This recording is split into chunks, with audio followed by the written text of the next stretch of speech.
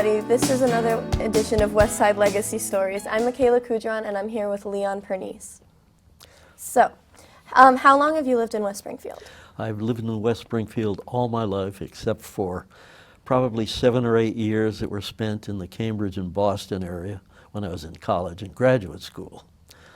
And otherwise, it's been West Springfield up until from the time I was born until I was about 16 years old, and then again from 22 or 23 years old onward to today.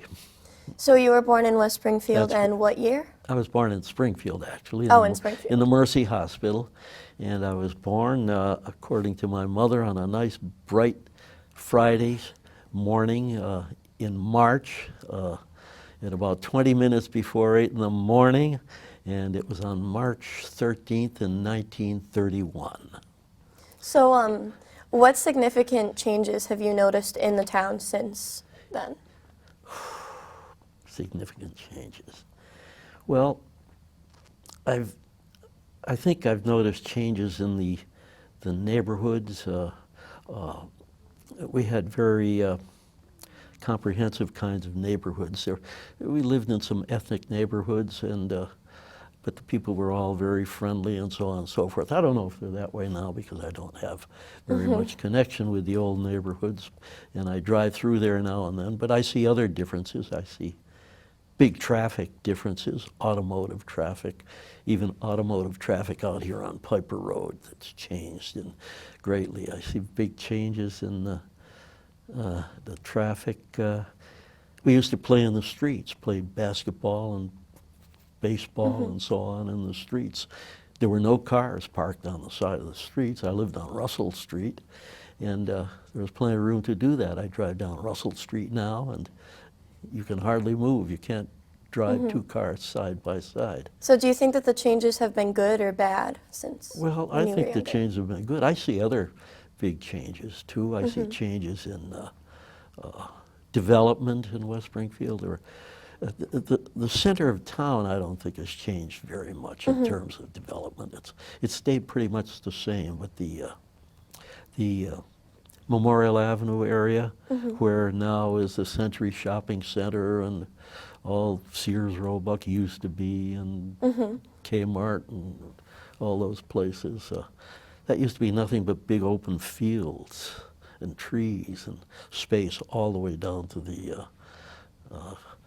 Agawam River, but that's all changed now, and it's all developed, no more open fields, but it was great stuff because we used to play down there all the time. Big change in development on Riverdale Road, Route 5, whereas that too, especially on the eastern side of the road, between the road and the river, was nothing but fields, cornfields, open fields. There was even an airport there at one time, a small airfield located where the cinemas are now. And so that's all changed. Big stuff in terms of development. I'll tell you one thing that's changed is the high school building. This is nothing like the building that I went to high school in, which I think there's a kind of a place in my heart for, but no, I'm very impressed by this building. As I told you, this is the first time I've been in this building since it's been built, and what impresses me is that it took me as long to build my house located right across the street as it took to build this building, which was a couple of years. So what are some of your favorite memories from living here, like while you were younger? While I was younger, well, the memories change. I liked living on Russell Street. Great, a lot of young friends, mostly family, but a lot of friends, all located within a couple of blocks district, you know, and we had a lot of fun. We played there. We just had a nice, happy life when we were very young, and fortunately I have pretty much all happy memories to, you know, to reinforce me and all that, yeah. Do you have any stories or legends from when the town was a bit younger? You mean legends about the town Yeah. and so on and so forth? Oh boy, that's one that's kind of tough. I don't know. If anything comes to mind, I'll I haven't heard I'll of let any you know. either. Can you name any like notable townspeople that you've interacted with while living here? Yeah. Well, one of the first people that I met when I came back here, his name was Raymond Rosa. He was a selectman. He was chairman of the Board of Selectmen at that time. Philip Smith, who was a town attorney at that time. Raymond DiStefano was a building inspector. We always had a lot of interaction with him.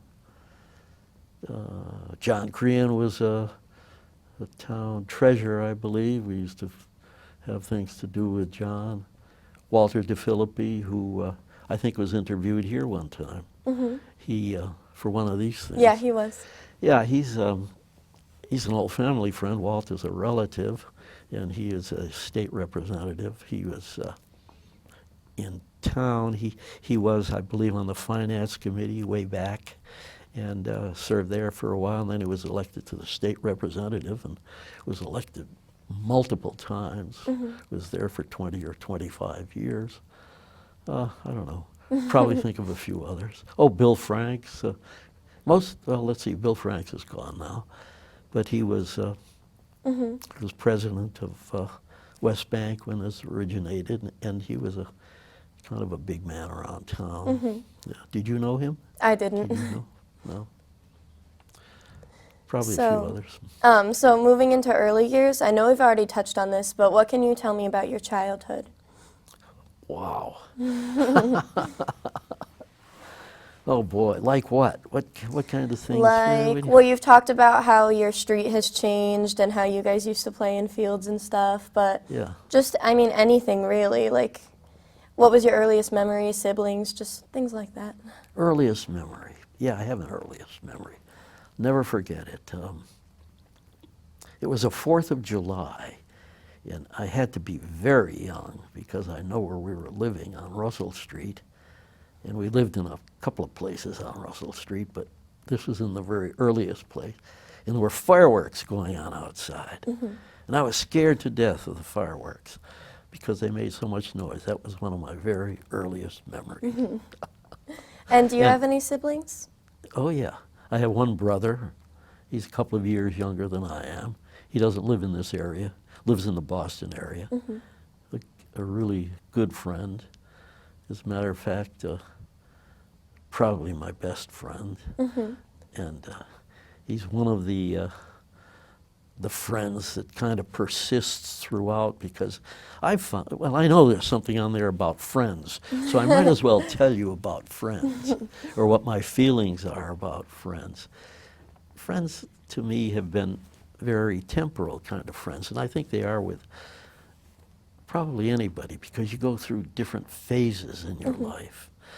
The early phase, childhood phase, friends close in around the neighborhood, probably family, brother, cousins, a couple of cousins that were very close, and people like that. Then you go away to high school, junior high school, and you have a whole different cadre of friends. You might even, some of the earlier friends probably slipped away from you a bit. Most probably they do. But in high school, your friends are connected with athletics and all the people that you know there, or they're connected with study. And so I had a whole range of both male and female friends in those two areas. Most of the female friends weren't dating type friends or anything like that. The only dating type friends was my future wife, who was a sweetheart back in high school days. Then you go away to college and a whole new world. And I graduated from West Springfield High School in 1948. And I went to Harvard College, graduated from there in 52, and Graduate School of Architecture, graduated from there in 1955. Wow. But your friends in that area are a whole different kind of friends, different kinds of people. I lived in a dormitory where there were 3 different colors of people and different cultures, and a couple of them were from another country, and so you just begin to appreciate entirely different things with friends. And a couple of those friends, and then in that group too, were just my same kind of people. I don't know, I happened to meet people who were Roman Catholic and went to church on Sunday, and you know, there are a few of those too, but they're a whole different range. Then you get out of college and graduate school, and you're in the professional world, in the working world, and it's a whole new range of friends. And they're probably associated with clients, and I've had a very good fortune to have a few of those persist so that they stayed on being very personal friends as well as clients. So you said that you and your brother are like best friends now. What was it like growing up? I was about to say, if I had to pick a best friend out of all those that could come in and out of those different phases of your life, some of them stay right through, but my brother was probably my best friend. But I had a couple of very special friends. One was my guidance counselor in high school, whom I don't know how people feel about guidance counselors these days, but I had a very good feeling about him, not because he was an everyday friend, but he gave me one of the best pieces of advice that I ever had in my life. One day we were sitting down talking about going to college and that sort of thing, and he said, "Leon, I think you ought to apply to Harvard." He said, "You're grade certified and so on and so forth, and you should do it." And I had no more intention of doing that than I had of traveling to China in those days, you know. But he convinced me to do it, and it was a heck of a good piece of advice. And that was one of the very few contacts that I ever had with that man, but I consider him one of my best friends. And the other one was my father, when related to the same subject, and we were sitting around on a Saturday morning cooking bacon and eggs and having breakfast, and the acceptance letter to college came. And he read it and he said, "Well, I don't know how we're going to do it, but if you want to go, we'll find a way." I thought that was a very friendly thing too.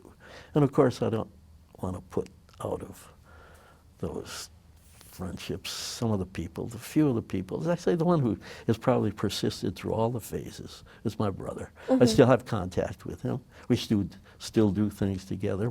We still go fishing together, and we get together for family gatherings, so on and so forth. So, So speaking friends of, is a long story. Sorry about the long that's story. fine. So, speaking of college and stuff, what were your best memories from school? Could be college, could be kindergarten, just any time. Oh boy, lots of best memories. God. I'd like to say one of my best memories is when I started at quarterback on my high school football team. Did you have a nickname? Lee is, some people call me Lee, but most people don't use Lee. Most people just say Leon. It's so easy, and you know, it's not like it's 13 syllables. It's an easy name. But some people call me Lee, but I can't say that I really developed a nickname. So, how do you think your classmates would remember you? I hope they'll remember me pretty well. But I think they'll remember me as a friendly sort of person. You know, a person who was interested in a lot of things, interested in people, interested in my athletics, interested in my studies sometimes. So, on to career. Are you still working or volunteering at all? Oh, I'm still working. I'm still working essentially full time. I'm pretty free to do what I want. I take a lot of time off, but I'm still working. I like what I do. And but as I say, take a lot of time off. I've got a nice place in Florida on the ocean that I take off to 3 or 4 times a year. I'm not a snowbird because I just don't feel like doing that these days. But I do go away. Done some traveling. I like to travel. And I've been to Europe many times and around this country What a parts of number Europe? of times. Mostly Southern Europe. England, Ireland, Wales, Portugal, Spain, Wow. Italy, France, Switzerland, you name it. Been there.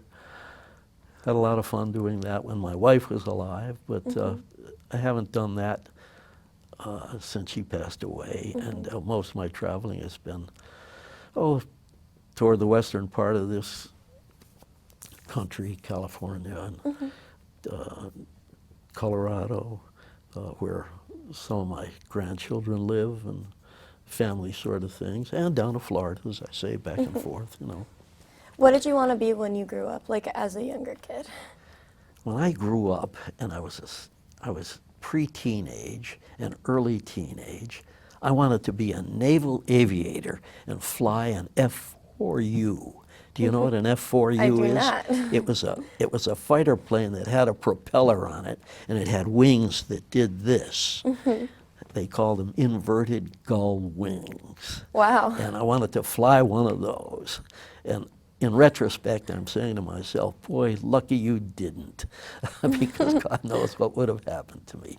But that was one of my favorite things. What was that question again? Maybe I have some other ones. What you wanted to be when you grew up as a kid? Oh, then when I applied to college, I was initially interested in forestry, believe it or not. I like the outdoors, and my brother and I still go trout fishing, and I was interested in forestry. But when I went to college, there wasn't any forestry, and I kind of talked myself out of it. And right there in the early parts of college, I was always interested in drawing and art and models and making things. I was always designing little model airplanes for myself and building them and flying them and so on, putting things together. And so I decided I would like to go into architecture because it was something I liked. And I said, I'm going to do something that I like to do for the rest of my life. So what other So types that's what I did.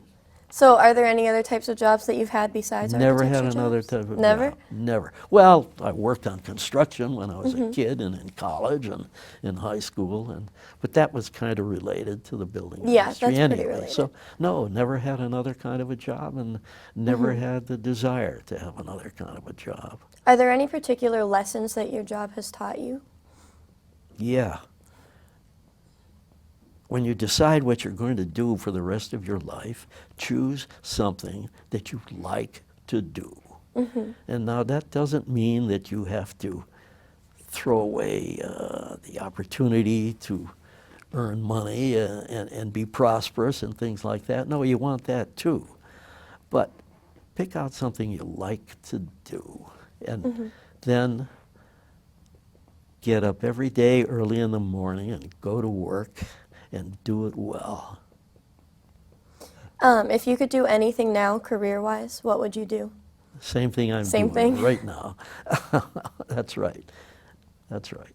And, you know, it doesn't mean I don't think of retirement. After all, I'm 86 years old, I think, going on 87, so everybody must think of retirement, but I've been blessed with plenty of energy, and I've been blessed and very lucky with good health, and I knock on wood for that, but no, I wouldn't change it at all. I'd do just what I'm doing, yeah. Okay, so we're going to take a quick break now, and when we come back, we'll be talking about historical periods, his family, and final reflections. Welcome back. You're watching West Side Legacy Stories. I'm Michaela Kudron, and this is Leon Pernice once again. So, going back to career, is there any memorable stories that you want to talk about being an architect? Well, yeah, just career in general. I've worked on several different kinds of buildings, including religious buildings, some churches, some buildings that are related to churches like Parish Centers, which are the organizational centers of the churches. Any specifics that rectories. people might know about? There's a couple of them. Let's see. St. Anthony's Maronite Church is located on Island Pond Road in Springfield, and let's see, St. Catherine of Siena Parish Center located in East Springfield. And Parish Centers at St. Anthony's in North Adams, St. Anne's Church, some serious renovations to that church, which is no longer in existence. That's gone. We were the architects for the predecessor of the current library that's there now. There was an addition on that library that fell to the sword when the when the new library was built. We designed that other piece. There's the on Russell Street, on Main Street in West Springfield. There's a church, the First Methodist Church. There are others. There was a Methodist church in Westfield. We also worked on municipal buildings, city halls, town halls, the City Hall in North Adams, which is about a 29,000 square foot municipal office building for all the offices of the city. And that won a design award from the American Institute of Architects. Oh, wow. And we worked on the municipal buildings for the city of East Hampton, the city of Northampton, Bishop Weldon, who was the bishop when we started to work on all the church projects, and he was kind of a patron of ours, and we've done a lot of work at Smith College in Northampton, mostly renovation work. Great deal of work for the various housing authorities around here. I could go on forever and ever. You don't want to hear any more of that. Moving on to historical periods, do you remember how your family was affected by the Great Depression? Yeah, my family was affected somewhat by it. I was very young, but I recall that my grandfather, Pernice, had a fruit and produce, a wholesale business located in Springfield, and that business disappeared as I got to be 3 or 4 years old, and I never could figure out why and all that, but you know, I had no sense of a depression at that age. Right. It didn't seem to affect my life at all, but nevertheless, that business that I had been exposed to a little bit as a young kid, very young, that just seemed to disappear. But as I say, it didn't, you know, it didn't seem to affect my life. Other than that, I can't see where it affected the rest of my family life, except that no, I can't see it. You know, that was about it. That's about all I remember. I was probably too young to remember it. Yeah. Do you remember where you were when you learned about the attack on Pearl Harbor? Yeah, I was sitting in the house with the whole family, sitting around listening to the radio, expecting something to be announced, and it was. And yeah, we were very young. I was probably, let's see, that would have been 1941. I was only 10 years old, and I remember it though. We were sitting around listening to the radio and heard the announcement, yes. How did World War II affect you personally, or like friends, family, just? It didn't affect me at all. I was in, no, this was before, it didn't affect my family very much. My immediate family all seemed to be out of the age group that could be drafted and that sort of thing, so neither my father, I guess one of my uncles was in the service, but of course my grandparents were too old, but neither my father nor, I was too young. They weren't affected. There was nobody killed. I think I had one uncle in the service who was a close family member, but I can't remember anybody being lost. So in that sense, it really didn't affect my family that much. So this next question's pretty open-ended, but what do you remember about the 1950s? Like, what were you doing? What do you just remember? 1950s. 50s were a very, very busy period for me. Early 1952, I graduated from college. 1955, I graduated from graduate school, so those years were really jammed with studies, and I was married in 1952, so that I was married through graduate school, had a child while we were in graduate school, very busy time. The rest, the rest of the 1950s was beginning jobs. I worked for 7 or 8 years for another architect located in Greenfield, Mass, until about and so that was very busy early on with family, and it was during that time when that house was built, and very busy doing that too, because it was largely a do-it-yourself project with subcontractors and a lot of informal help, and one of the reasons why it took 2 years to build it, but that's the way it is when you're short on cash, you see. And so it was a very busy time in those respects, finishing graduate school, early jobs. In 1963, I finished up working for someone else and began working for myself. And it's been that way ever since. So that's how those times got filled up, busy with family, busy building, busy with job. Did you have any recognition or service awards? And which awards? Service awards? Only the ones that were professionally related. Let's see. Like being part of the Massachusetts State Association of Architecture? So glad you mentioned that. Yes. I was president of the Mass State Association of Architects for a while, and was president of the Western Mass chapter of the American Institute of Architects. So yes, there might have been a couple of other things too. And anything with Harvard?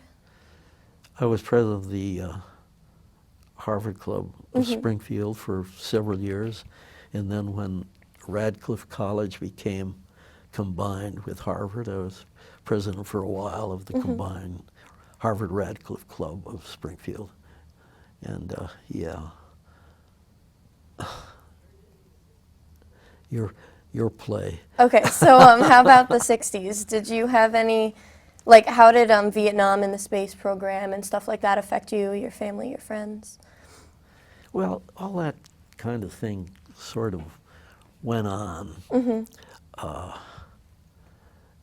But I can't say that it affected me directly. It didn't affect me directly because, we had some wars during that time, and one of the reasons that I wasn't affected by the war is that when I was in college, we had the opportunity to, the draft was in effect, and we were subject to the draft even though we were in college, but those rules got changed so that if you were, you could elect to enter an ROTC program while you were in college, Reserve Officer Training Corps. I don't know if they still have that around. Yeah, they do. And you were permitted to complete your college. But at the end of college, you then served 2 years as a second lieutenant in the branch of your choice. Well, for some reason, my ROTC thing didn't work out. And so I said, the heck with it, I'll take my chances with the draft, and I was just never called.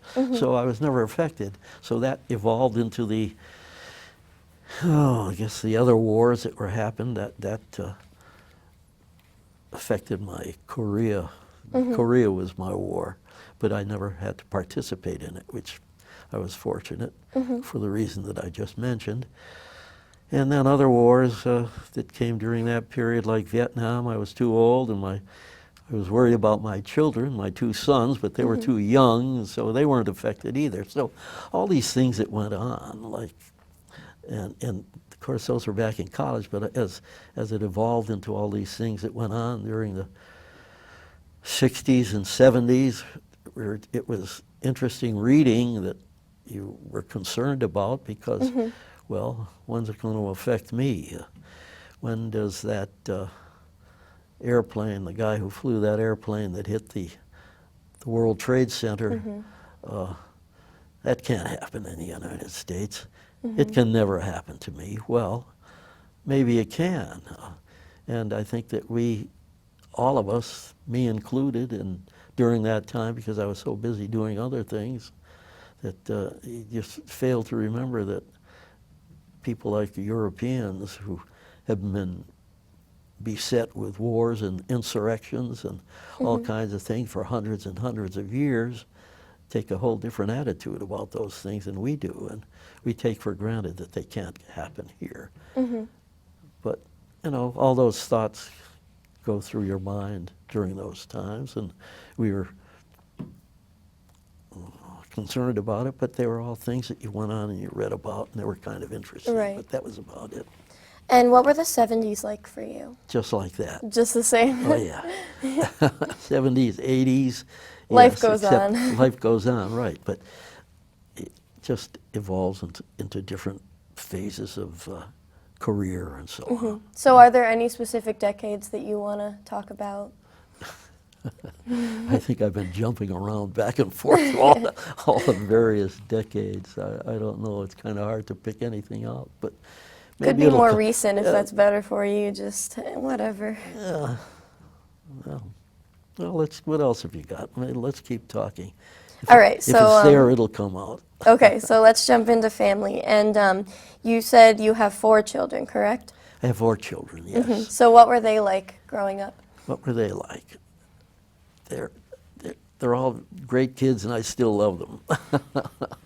They were all good, active kids. They went to, well, some of them. Let's see, my 2 daughters came to West Springfield High School, and one of them went to Endicott College. One went to Smith College. I have 2 sons who entered prep school, and they are both graduates of the Boston Architectural Center, or Boston Architectural College, excuse me.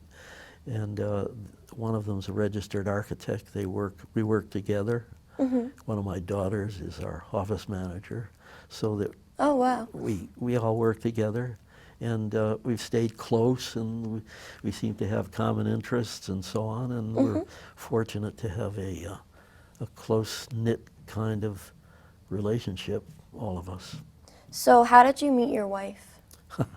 I met her in high school. She was one of my good friends for a long while, until it evolved into something more serious than that. And yeah, we were friends in the more casual sense around junior years in high school, and senior year became much more serious.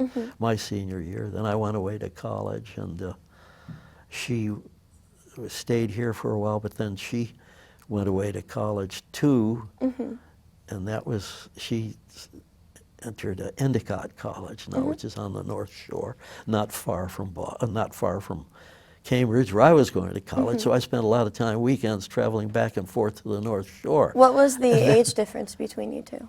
We're almost exactly the same age, Oh. just a few months. I was born in March, she was born in August of the same year. But we were both kids. I mean, we were young. I was only 16 years old when I was accepted to college, and we were only 21 years old, the 2 of us, when we were married. And we had been going together for 5 or 6 years before that. So we were very young, but she was quite a different kind of a character than I am.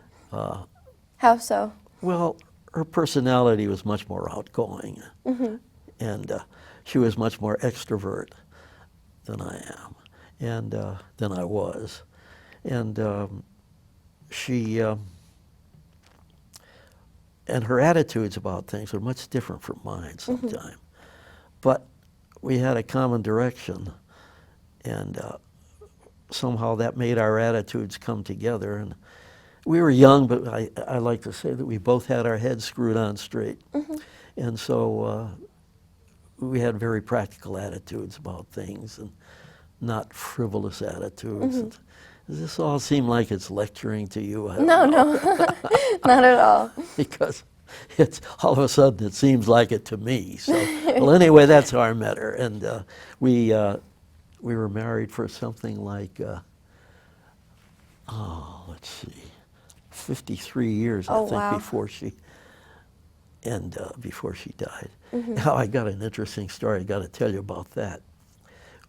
We were at one of her doctors one time. She suffered from dementia, and we were at the doctor's, and he was a young yuppie, and I kind of put him in your class, just a little older, but not much more. And I look at these young folks, and I'm saying, well, I'm putting my life in their hands. Why not?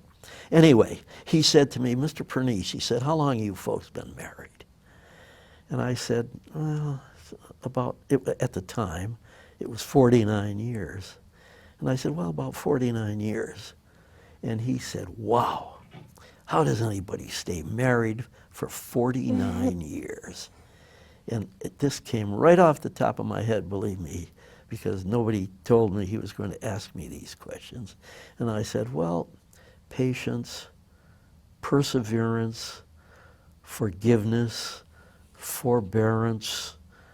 But I said the most important thing is when you're having an argument with your spouse and you know you are correct and you are right, you've got to be willing to give in at least half the time. So that's how we stayed married. But I want to tell you that worked both ways with us. She knew that too. So we got along. That's how we stayed married. Within your family, do you have any like family stories or jokes or anything? That was one of them right there. Right off the top, I can't think of any more, but if I do. Who do you think of as the most important person in your life? My mother and father. My mother and father. My mother and father were, they were kind of strict people, but not not really so strict that you couldn't tolerate it. And there was punishment when you were a bad guy, but it was mild punishment, it wasn't much. My father would threaten with his belt all the time, but I can't ever remember it being used.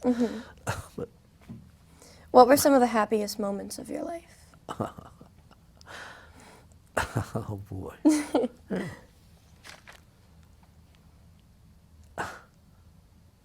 I think I may have mentioned it before. The day that, one day that the first time I started as quarterback on the high school football team, when my father told me what he did about going to college, I don't know how we're going to do it, but if you want to go, we'll figure out a way. That was great.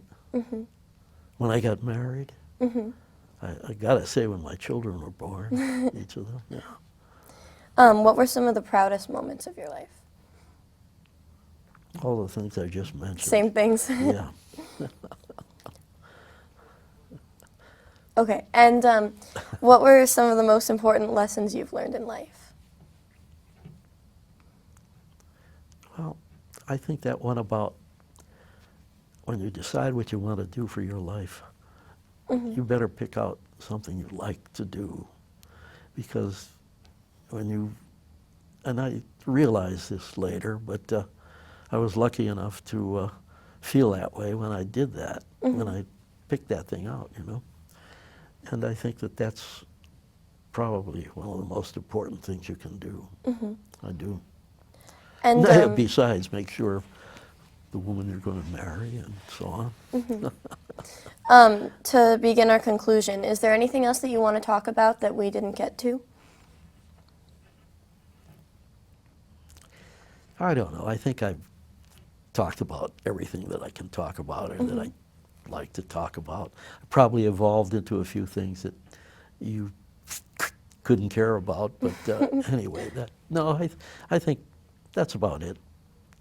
Thank you, Leon, for being here for this interview. And I'm Michaela Coutron, and this has been another episode of West Side Legacy Stories.